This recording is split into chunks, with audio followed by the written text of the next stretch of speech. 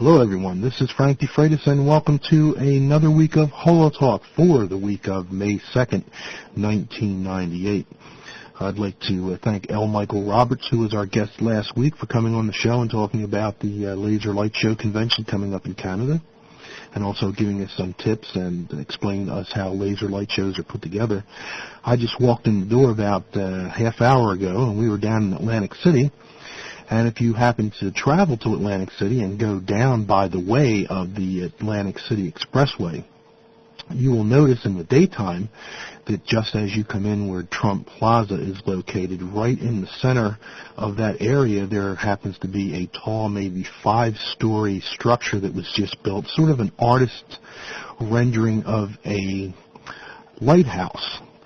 And we were wondering what this was all about. It's quite a sight in the daytime, but as we were leaving Atlantic City, this is an amazing light sculpture, which not only contains a traditional light show with just regular floods of colored lights and music, but a great multicolored laser light show as well.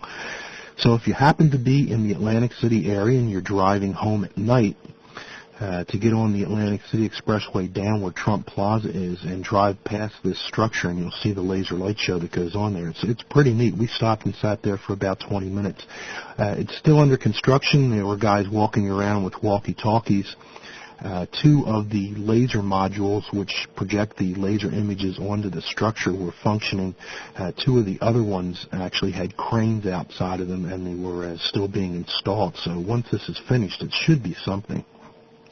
Just a reminder before we get on to the show, the exhibit Lasers and Holograms, which is coming to the Discovery Center of Science and Technology, a traveling exhibit by Pacific Science Center, is going to run June 6th through September 13th. It's located in Bethlehem, Pennsylvania. So if you happen to be in the area or close by, such as New York, Philly, Baltimore, Washington, D.C., Harrisburg, Scranton, the Discovery Center is located right off of Route 22 and Route 78. From any of those locations, it's just a straight drive-through. There's no red lights or anything like that until you're just about 2 or 3 blocks from the center. So if you get a chance to come in, stop in and see us. I'm going to be doing some broadcasting there on June 6th for a few hours, and then heading down to Philly to complete the HoloTalk show that night in Philadelphia at a benefit down there for the Hunger Project. Our guest next week on HoloTalk is going to be Dr. John Perry from Holographics North, and the topic is going to be large format holography. So if you're one of the people that writes questions about how large can you make a hologram, this is the show to tune into, because Dr. Perry is probably the king of large format holograms, and he'll be telling us all about what it's like to work in a laboratory where you make a hologram that's several feet square. On Thursday nights, why don't you stop by the HoloTalk page and click on the live cam link and see the show being worked on in the studio live. There's a toll-free number that you can also call right on the live cam page where you can just say hello. I'll be here taking your call. So we did this last Thursday night. I want to thank first names Linda and Bill for giving a call on Thursday night. They were on the webpage watching the show being put together.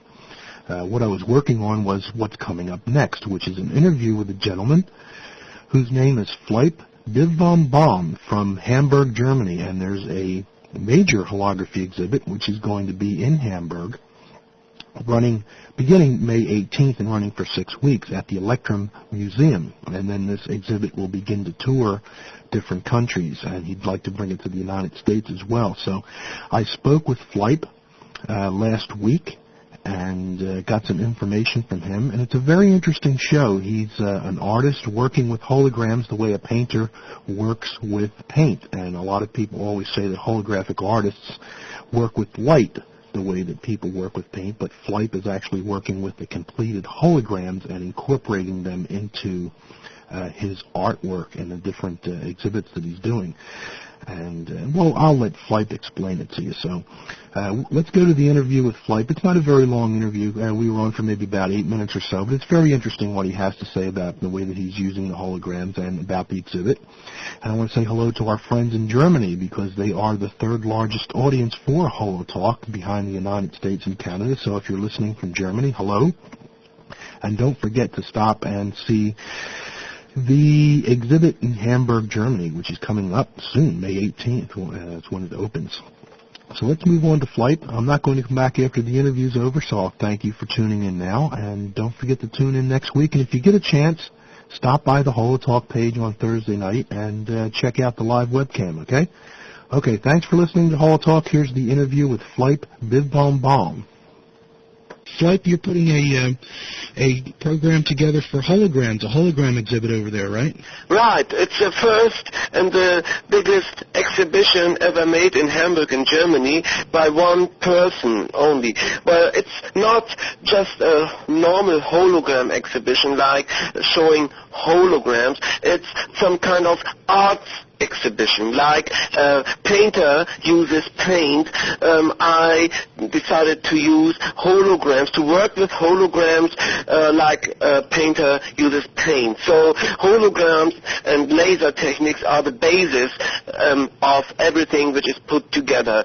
And we have 12 different subjects, and each of the subjects have a meaning by itself. Like one subject is dedicated to the Tibet and Hopi, like the Indian tribe, the Hopis, and the Buddhist tribes, the Hopis. And so the basics are holograms, like you have some kind of embossed holograms put together, and these embossed holograms, you have it on the computer, you have digitalized it, and then you have we worked with Canon and have it in color then, so it's beautiful to see the different colors out of the embossed holograms. And then we use different paint techniques on it, and well, these pictures are then enlarged, and then they are cut, and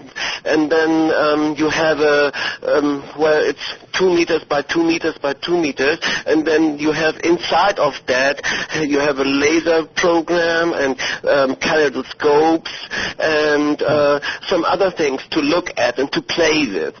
And then we have some parts which is our multiplex holograms, some multiplex holograms which I worked with Peter Claudius in San Francisco. Yes. And he is working on that, and like we produce some on the basic is arts, like in Berlin 3 years ago they had this where the Nazis used to live and to work, the Reichstag, which will be a parliament in a couple of years. Christo did unpack this thing, and so we used a helicopter, drove around 3 times, and we're making a holographic lamp out of it. So we have a couple of these works in it, and then we have one thing is dedicated to musicians like Jerry Garcia, John Cipollina, Gene Clark of the Byrds, and others. And then you can click these pictures with a laser pin on, and then you have a computer and a CD player in the back, and then you can hear it with the earphones, a couple of the songs. And, well, yes, and then we have holograms, holographic pieces of art, like 4,000 eyes looking out of you. It's a 2 meters by 1 meter 70 picture, like a chess board, but when you look at it, it's kind of kinographic. And then we have a piece, it's 3 meter 50 by 2 meter 60 on 3 different levels, and there are about 8,500 different holograms worked into it. It's really fantastic. I mean, we did a lot of work, and then I think it's really good to see that. Where is the exhibit going to be held, and when is it going to be held? Well, it will start on the 18th of May in Hamburg at the Electrum Museum, which is the museum of the HEW, which is an energy company in Hamburg. And yes, and we will take this exhibition. It will take about 6 weeks, and after that it will go to other cities in Germany. And I'm working on different kind of work, pieces of work for Tokyo and Kyoto, beginning of next year. I hope to bring it over to the States as soon as possible. I was just going to ask you that, if you had any plans on bringing it to the States. Yeah, I would like to, and I'm working with one or two of my managers to find some companies and some partners who are trusty and whom I can work with, because it's a lot of work, and it's a big thing. I mean, big exhibition, so the pieces, one should take care of it, and so, you know. Yeah. How is holography used in Germany? If someone were in Germany walking around, where would they see holograms? Well, the thing is, I started over here about 20 years ago, and I'll tell you till then there were about 60 companies in Germany, and 59 got bankrupt. Yes. And you have this in the security business. I did work for English companies like De La Rue and AHL, and we did get some orders for video protection, counterfeiting. Oh, I see. Yeah. This is a really good market, but I mean, I started, I have about 14 patents on my name, and we started fashion, holographic fashion. I see. And making holograms of the models who were involved with the fashion? No, it's like you have this, you have this embossed foil. Yes. And then I follow you. Yeah. Yes, and you have this on a special hot melt, and this is on clothing. And then you have this on meters and meters, and then you design it, and then you have special designs. I also made. Hello? Yes. I did make a couple of leather designs. Well, you will see this on I hope on the homepage side or the CD-ROM, because the fashion thing is really nice. We did make about 40, 50 pieces, and I hope to bring this over next year. Then we have about 40, 50 nice, good pieces, and then it's really grand. And yes, there were a couple of galleries over here, but most of them got bankrupt because it's very tough to make people understand that holograms are not that cheap, to buy. But it got better in the last years. In the last 2 years, everything got better. People making money out of holograms in, like selling watches or novelties. But the main part and the main thing is still where you really can make money, which really is reasonable, to counterfeiting. And like car parts, like aeroplane parts, like, that's a hard thing. We're trying to get a deal for about 10 years now for CD protection. I see. But that's not easy. How many holograms do you have in this exhibit? Have you had a chance to count them? There are 10 different subjectives, and that will be about 40 pieces of work. Wow, but you can see in the CD-ROM there will be about 120 pieces. I see. Okay. Anything else you want to let the HoloTalk listeners know about the show before we close out? Yes, I would like to get in contact with a couple of you people over there, and maybe I have I have a homepage called flyp1@aol.com. Okay? All right, well, thanks for being a guest. And okay, folks, thank you very much. This exhibit's coming up in Hamburg, Germany, in May 8th, did you say it was? 18th, May 18th.